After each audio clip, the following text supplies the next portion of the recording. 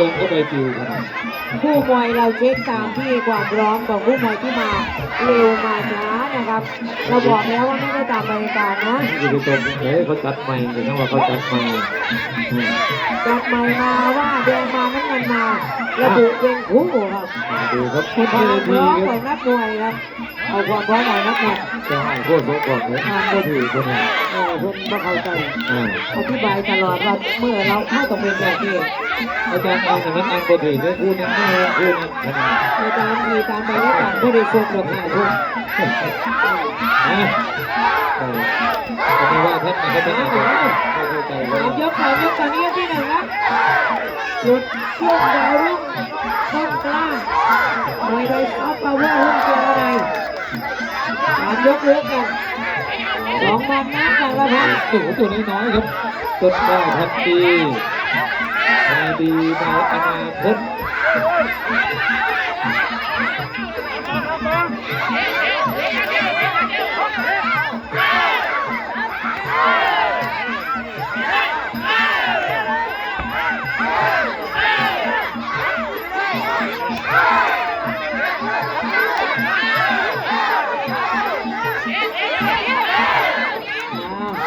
โอ้ไล่แทงเลยทีเดียว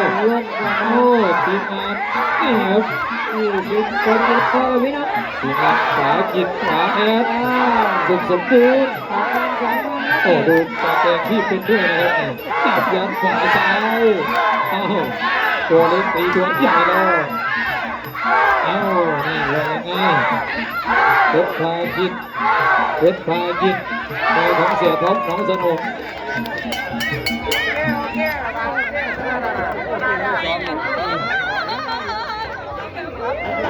ดองเดือดอุดมให้ใครให้ใหญ่เลยให้ไม่ไหลแบบนั้นคุณเด้อทั้งฝาเตี้ยคุณเด้อคุณฝาเตี้ยเสือนี่แง่เงินแล้วไปรับก็เสือไล่ๆเนี่ยเด้อดิมร้อนน่ะ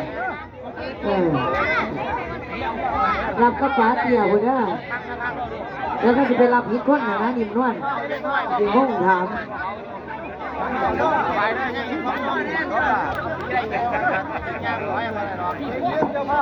อาจารย์ยวนครับพี่น้องวันนี้ค่าดูค่าชม100 บาทครับทำเวลาได้ดีมากเลยค่ายมวยของเรา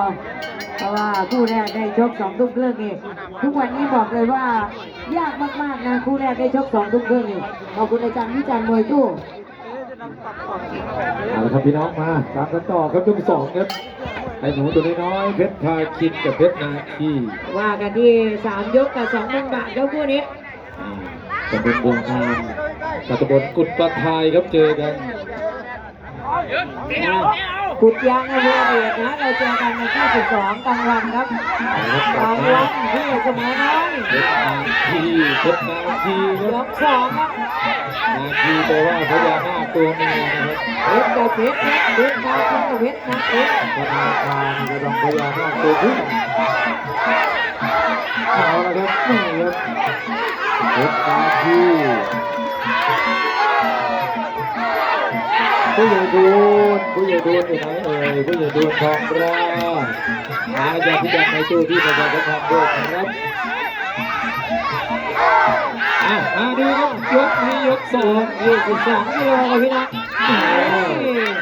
เพชรนาคี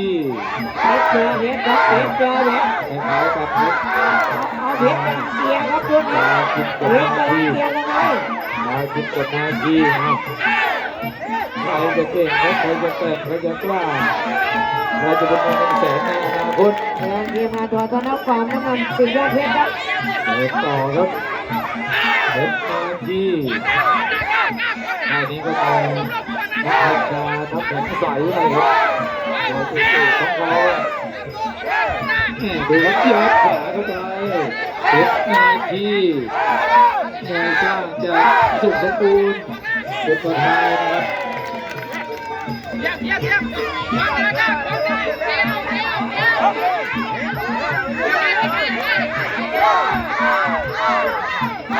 แข้งขวาโอ้โหแข้งนี้น่าเกลียดน่าชังกับจับขาโอ้โหลูกนี้พี่น้องกี้2 กิโลโอ้โหด้วยขวาคืนเพชรพาคินตัวน้องสนองของสนองเอกศักดิ์เฉลิมเลย แล้วต่อยขวาแทงขวามาสักครู่เดี๋ยวมาอัดกันต่อครับยกสุดท้าย มาก่อนครับ อาจารย์หนุ่ยมังอำนาจและมาไกลนะครับวันนี้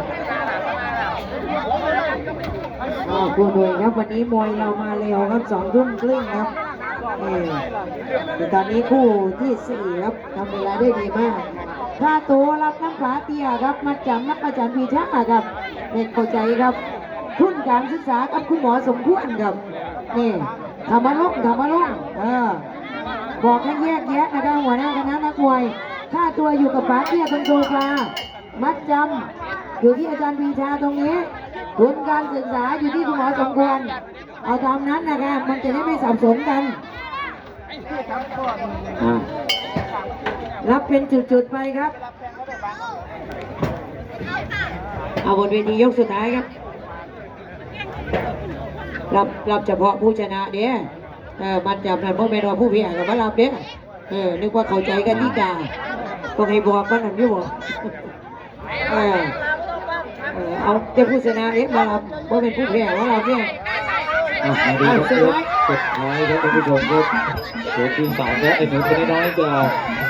ติดตัวท้ายครับคุณสมบูรณ์ครับกับนักชกจากหนองสนมนิด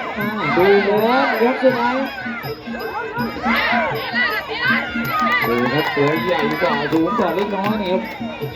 เพชรบาคิดนี่เพชรทำไมเราผู้ใหญ่เตี้ยรู้สึกกันบ้างครับวันนี้ก็มีโรเบิร์ตนะครับเกี่ยวกับเพชรบา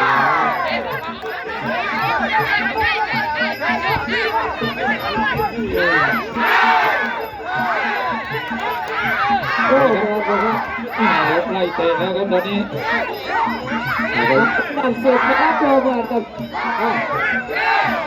ยิงลมเป็น10ครับยิงลมให้เป็น10ครับตัวนั้นจะไล่กันในช่วงบทผู้สำคัญได้ยิงลมกับซุปเปอร์แมนที่เป็นที่10นะครับเตะขาครับนี่ครับโชคยาวสุขสมบูรณ์ครับทุกคนตัวนี้กว่าทีเข้าไปพี่น้องก็ทยอยมาเรื่อยๆนะครับวันนี้เราเยอะคนเยอะแล้วเลยทุกท่ายก็เริ่มทยอยมาเรื่อยๆครับผมที่มวยเราไล่เรียงตามที่ใครมาเดียวมาช้านะมาช้าก็ต้องถูกเวลาตามที่ท่านมาช้าไป3 ยกครับรอผลอย่างเป็นทางการครับเข้ามุมก่อนเลยเข้ามุมก่อน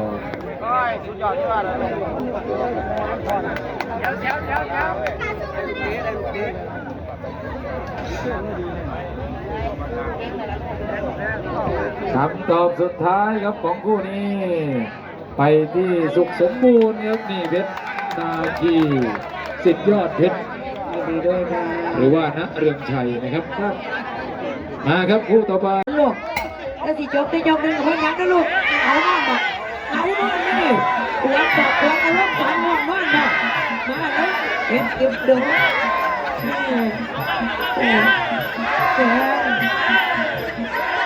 พิเศษคิ้วอุกเกิดมาเก็บเดิมทุกคนสโลว์ใช่กันบอลลูนสโลว์กันแบบหวังว่าดูก่อนเลยตื่นแล้วเพชรโดนถึงได้ที่ตื่นแล้วหรือว่าสุดยอดมากนะโดนเลย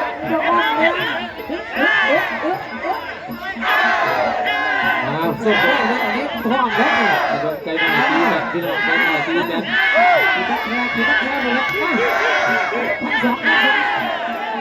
ไม่ยอมตั้งชิ้นเลยไม่ยอมตั้งชิ้นเอาไปทุกวันตีหัวที่เอวโอ้ไอ้ตัวนี้แล้วแต่เงามากเลยดิไม่คิดโดนเนี่ยตื่นแล้วไอ้ตีหนาพูดตื่นเข้าไปก็ตื่นก่อนนะครับงั้นเลยโอ้โอ้โอ้ยนี่ที่เวลาโอ้ยจะ จ้าซุปเปอร์มาร์เก็ตขนาดเลย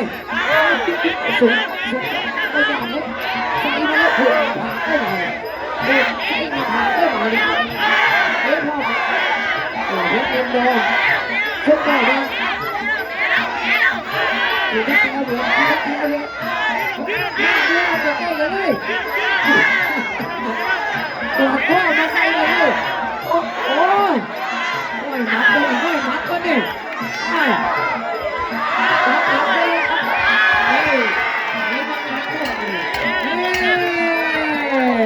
รอดไปหนึ่งยกครับ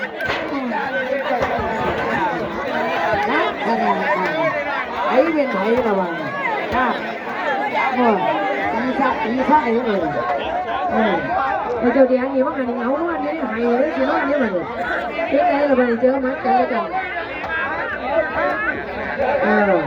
เพื่อนคนเก่าเนี่ยมันเลี้ยงได้หนึ่งมีกันเลยย่างเดียวกินได้ที่ขนาดเหงาว่านี่ซื้อได้ดีกันเนี่ยนี่คือเพชรดินโดมสิทธิ์พลังพลน้ำเงินซุปเปอร์มาร์สายฝั่ง1,200ต่อจากคู่นี้ก็ตะวันที่กับโจ๊กนะครับตะวันที่กระโดดโจ๊กเสร็จแล้วก็ไปโรเบิร์ตกับเพชรพันล้านแล้วก็เข้าสู่3คู่สำคัญเลย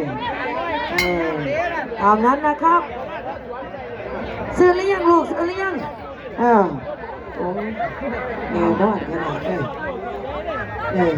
โรเบิร์ตกับเพชรพันล้านแล้วก็เก็บรางวัลพิเศษมาได้นะครับยกสองลูกไม่ต้องบอกยากเลยรุ่นนี้รุ่นแย่ตายแล้วดิเปิดยกสองเอ็กเตียนดองซุปเปอร์มาด้วยเป็นเตี้ยหน้าคนได้พี่น้องได้ดินะเป็นเตี้ยหน้าคนได้ดิ1,200อยากจะปลูกออมสินนะเชียร์ลูกหลานเราแดงเพชรอีโจมนะซุปเปอร์มาขอเก่งมาโอ้ยมันถึงมันก็ตามพูดแล้วจะผ่านได้หรอโน่กิสดาแกได้หรือดิโอ้โหไหนเลยสิโน่ก็ไหนนะนี่นวลกันเลย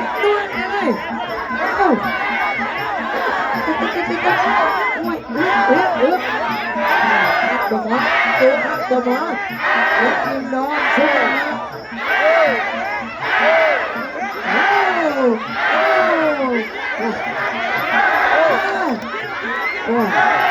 เดียวนะลูกนี้ทีละแทงเลยเซ็ตทีโม่กันทีโม่กัน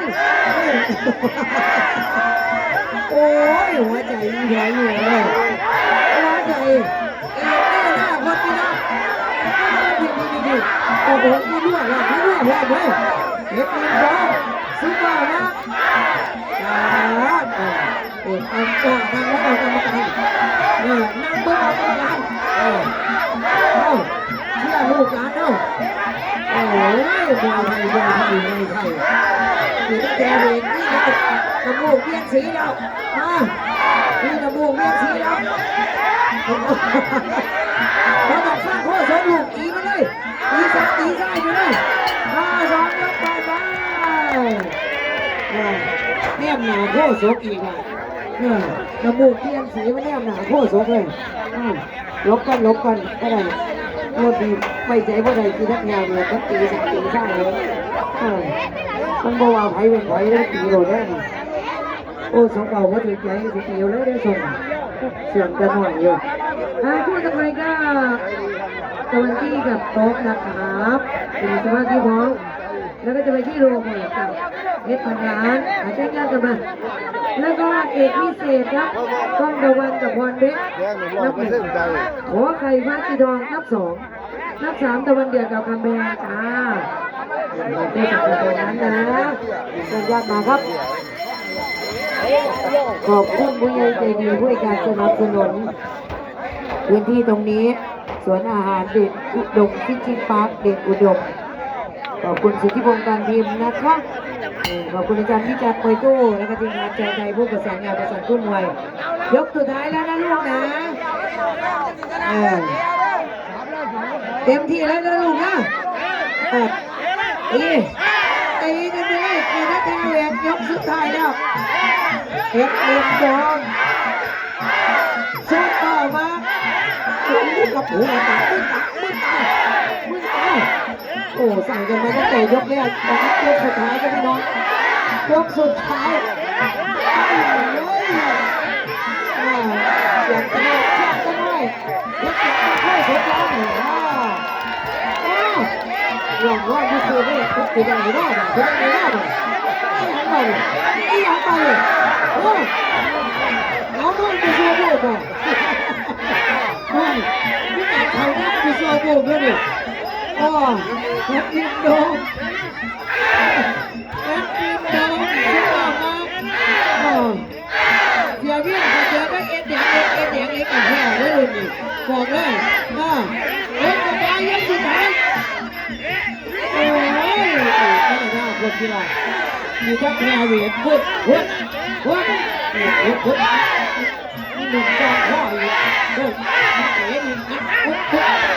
มีหนุ่มจองพ่ออีกไอ้สิพ่อว่าไหนมันเกิดอย่างนั้นน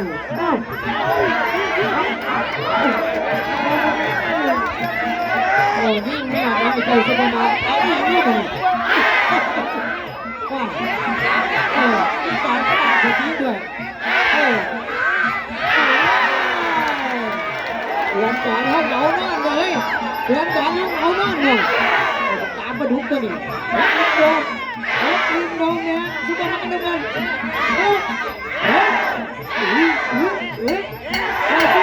ชุดตายพอจบแล้วลูกจบเลยลูกเอากอดกันหอมแก้มกันขอโทษกันจบแล้วลูกรอผลมากอดกันลูกกอดกันฮักแฟนกันเด้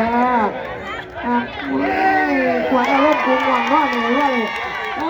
ยน่ารักมากพี่น้องพบมือให้ลูกหลานด้วยนะพี่น้องเก่งเลย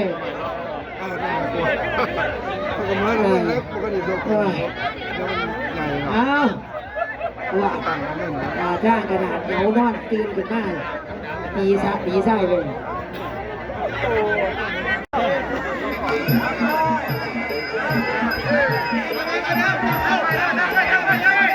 3 ยกครับ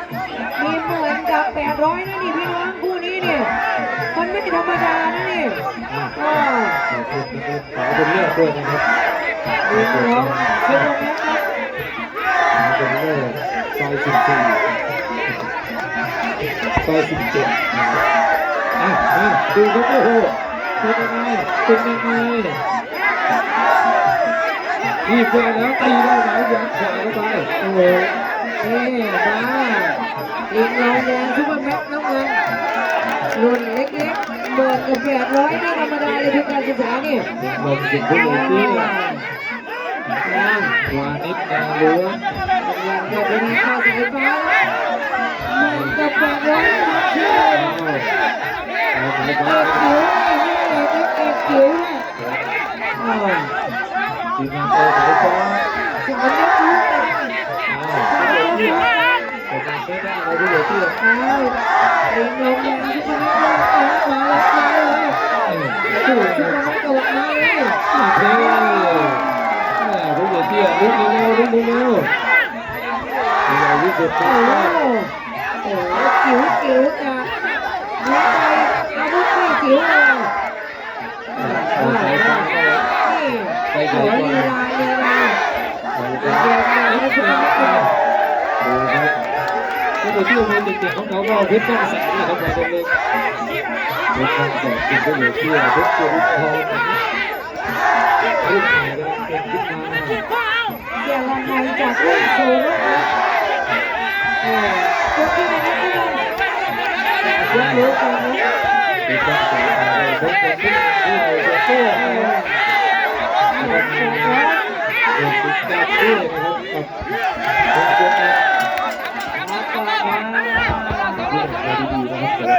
ที่ใส่โก้นะครับเดี๋ยวเรียนกับไว้ผู้ต่อไป เล็บสายชนชนด้านบนเป็นตัวนี้ยังบน ทีมผู้ใหญ่เตี้ยแต่ทีมหน้าเสร็จต่อครับกับทีมต่อสายฟ้าตาต้นหน้านะครับ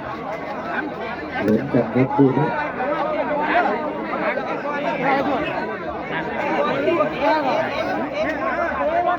พูดออกไปก็ประเด็นประเด็นที่เล็บสายชนแต่ว่าเด็กก็ต้องเอาไว้ให้ถึงว่าครับในส่วนของผู้พิเศษร้องกันทั้งสองฝั่งทุนการศึกษาเก็บมาด้วย เอามาแค่2,000พอมีทางเดียวเอา2,000พอเพราะว่าฟ้าสถานก็วาง2 อัน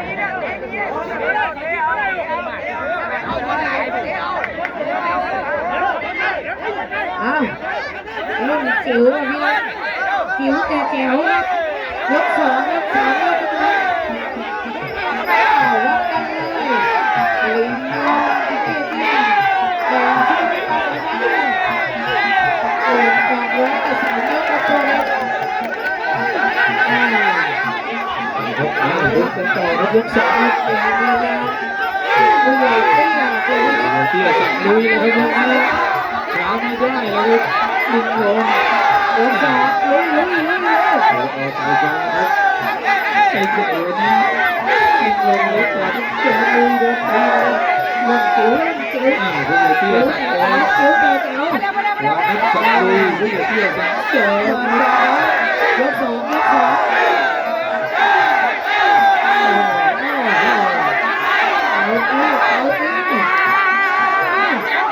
สดขึ้นไม่ได้พอเดี๋ยวไม่ควรจะต้องตายเลย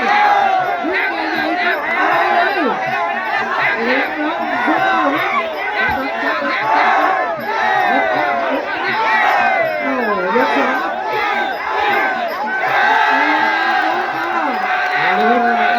โดนนับเลยครับตอนนี้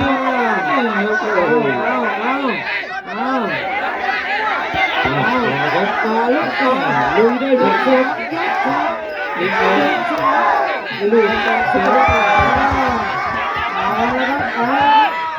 ลูกนั้นจะลุยได้หมดนะครับผู้ใหญ่ที่ที่สุดครับก็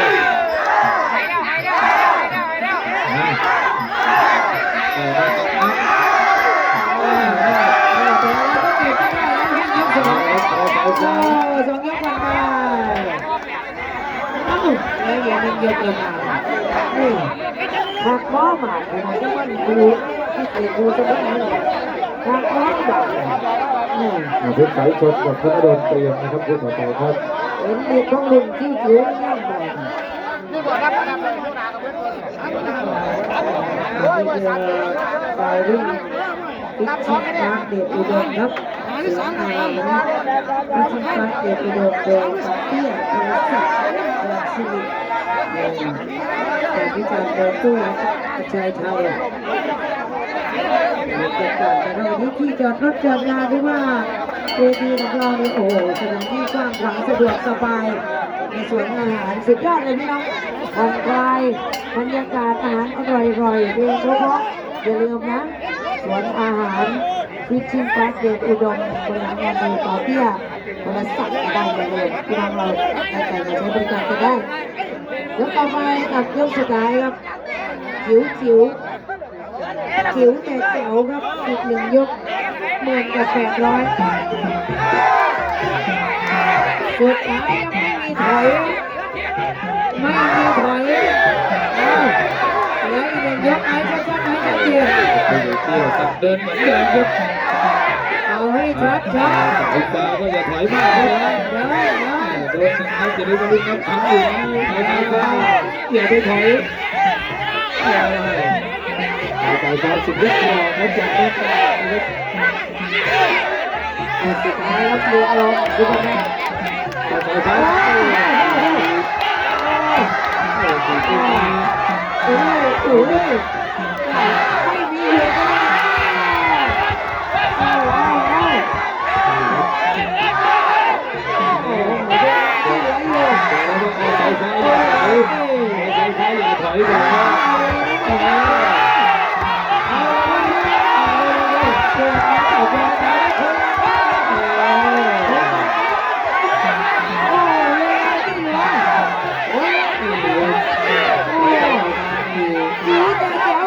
เป็นไปได้ครับคู่นี้อยู่ที่แพ้ต่อโอ้จะมีนัดอีกไหมจะมีนัดที่สามจะพบหรือเปล่าโอ้โหโอ้โหยกสุดท้ายอะไรเนี่ยดาวรุ่งพิชิตครับเกิดอุดมโอ้สักครั้งสักเดือนโอ้ยหัวใจไอ้สาวก็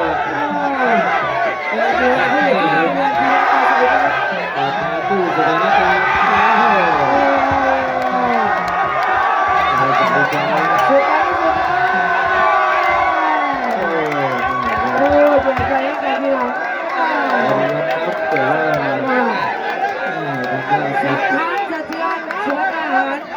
ฟิชชิ่งฟ้าเดชอุดมเลยครับคู่นี้โอ้เนี่ยทำความสุดท้ายครับอาจารย์ที่เด็ดสายธนูจากสายชายแล้วก็ชุดเอวไปที่ซุปเปอร์แม็กซ์สายฟ้าอะไรมันก็เป็นไปได้จริงๆเนี่ยให้กำลังใจกันนะโอ้วิ่งลงด้วยสุดยอดคู่นี้พี่น้องนักลงทุนทั้งหลายกระเป๋าฉีกไปตามๆกัน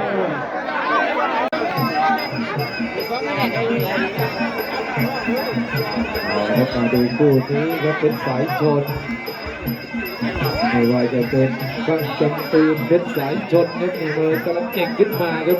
ผมผู้ใหญ่ที่อภิสุทธิ์ทองก้อนครับส่วนที่งานทอธนฟาร์มก็มีสนมเอกเล็กมีธนดลนี่แหละครับมวยหากินของค่ายตัวหลักเลยนะครับ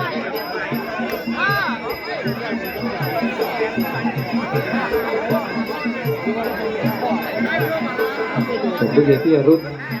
กำลังเก่งขึ้นมาเยอะนะครับเราจะเป็นรูเปิดบังกับปืนเป็นสายชนนี่นะครับสามทหารเสือในสร้างของผู้ใหญ่ที่อายุสุดท้องก้อนครับเล็กเซริคลอนอย่างนี้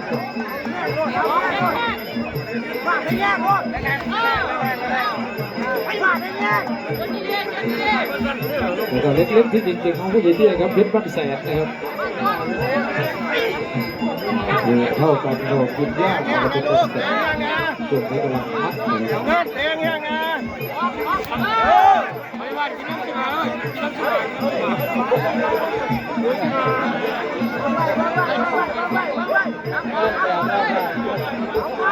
าจารย์บริหารที่ชาติก็7 กรกฎาคมนะครับ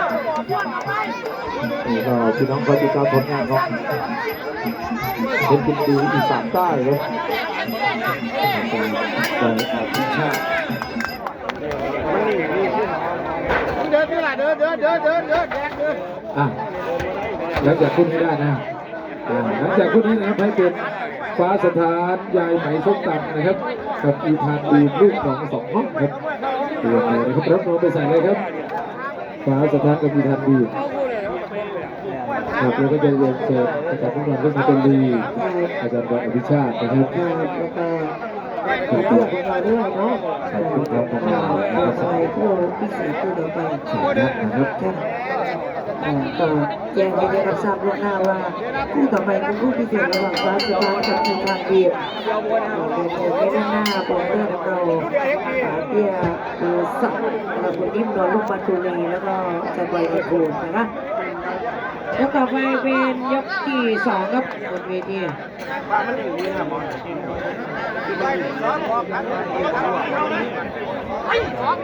บแล้วตอนนี้เพชรสายชนครับ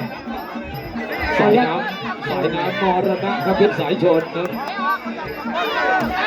จากการเห็นล่าแสงตอพิบูลมังสาหารครับ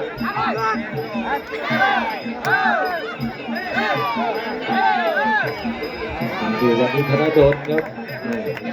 ถือว่าขึ้นภาพประสมีของเพชรสายชนเลยครับดูครับขึ้นลีฟมาครับธนดลขอบคุณในการที่จะมวยโต้ได้นะ ถ้ามีข้อมูลอะไรเพิ่มเติมก็บอกผู้บรรยายด้วยผู้ต่อไปตัดพิเศษคู่หนึ่งแล้วก็จะย้อนเรียงเหมือนเดิมแหละพี่น้องคะค่ายมวยพอเขาแสดงไปหาดูพิเศษคู่มีคนมาถามเลยนะเอาคือจัง11กับ12เลยอันนี้จะว่าตัดเข้าสู่คู่พิเศษคู่หนึ่งก่อนเนาะพี่น้องพี่จารย์มือตู้แจ้งเลย แล้วมาดูต่อครับคู่นี้จะเป็นคู่พิเศษครับเด็กสายชนนัดเดินสิทธิพงศ์การทีมไม่ได้มองเลยสิทธิพงศ์การทีมการงานแต่ง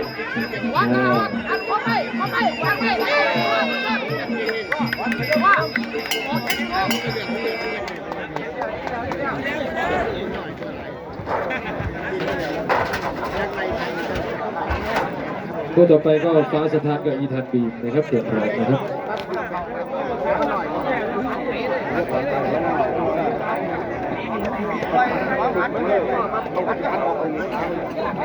หลังจากนั้นก็จะไปต่อที่คู่ 12เหมือนเดิมนะครับหน้าที่ของกล้องอุบลเล็กโรงเรียนทุ่งศรีอุดมปัญญาคมกับน่ารักสอดงสว่าง ตัวตามนั้นนะคะ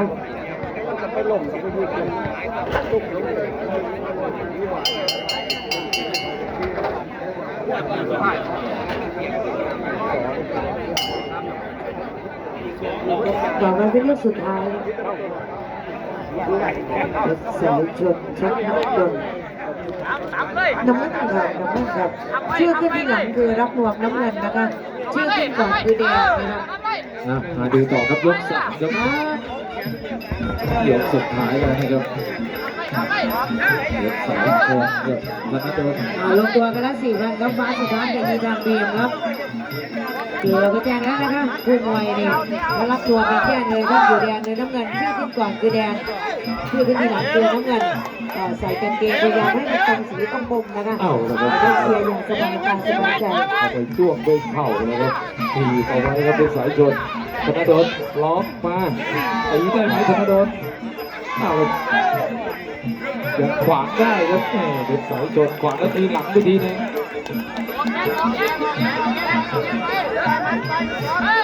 หลุดเนี่ยจังหวะ2ก็เกือบไปครับธนดล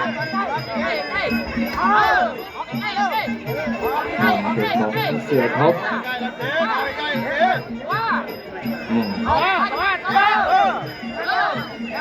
นี่เป็นไงสิทธิพงศ์การพิมพ์อีกไม่ต้องห่วงแต่พิมพ์การ์ดงานต่างๆไปสิทธิพงศ์การพิมพ์ สุดท้ายครับ